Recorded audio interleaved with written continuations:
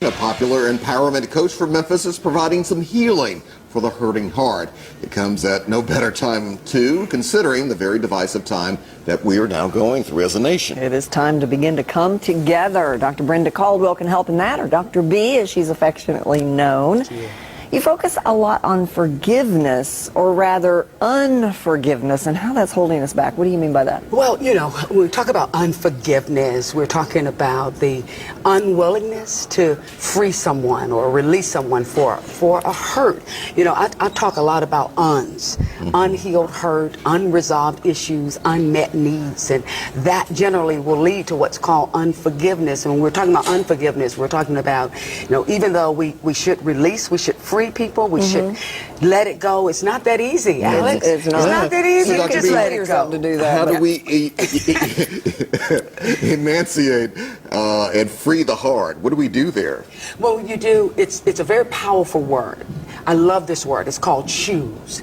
To choose. To choose means to make a decision after considering all options. You really can choose to stay angry, stay bitter, stay resentful, stay in pain, because that's what unforgiveness does to you. It really hurts the heart. It keeps your heart in bondage, if you will, because it's even been medically proven that a lot of the diseases that people have starts in the seat of the heart. And so when you're choosing to say, whether it's someone from your past, whether it's an ex, whether it's family member, whether it's boss, what have you, whoever that person may be, when you're choosing to forgive them, you're choosing to extend to them the same mercy that you yourself need, because we all have hurt someone at some point.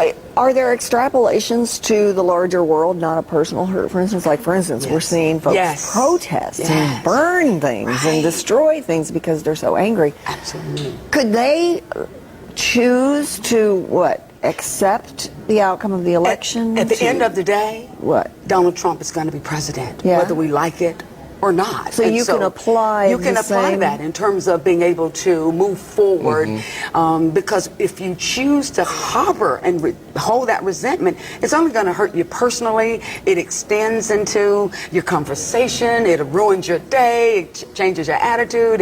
It does a lot.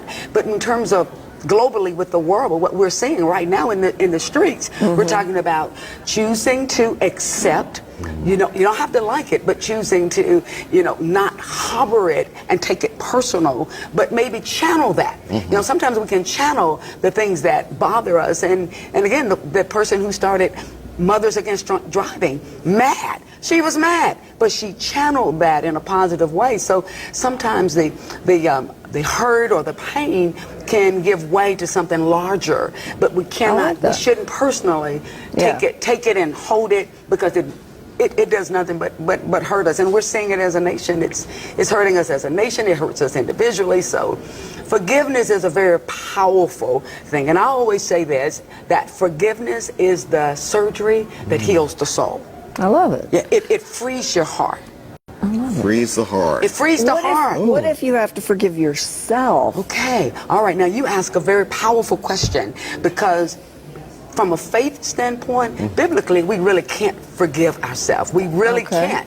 You can choose to receive forgiveness, but there's nowhere in any scriptural form that I've ever read that, where you read that you can forgive yourself. But the powerful thing is we have to receive.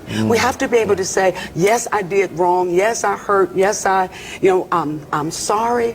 But in order for you to be free in your soul, to move on, you've got to be able to say, but I choose to receive the mercy, the forgiveness, the grace. That's the beautiful thing. There was a movie shot in Memphis a few years ago called The Grace Card. It was a very powerful movie, and it's all about giving grace to someone who may or may not deserve it. And we need to do that to ourselves. Let's give ourselves some grace. I love it. Yeah. I love Free the heart. Free the heart. Free the soul, Alex. We will link to your website so people can get this and begin practicing it. We certainly need it as a nation. Thank you, Dr. B. Thank you. Thank you for having me. Emancipation can go a long way. I love it.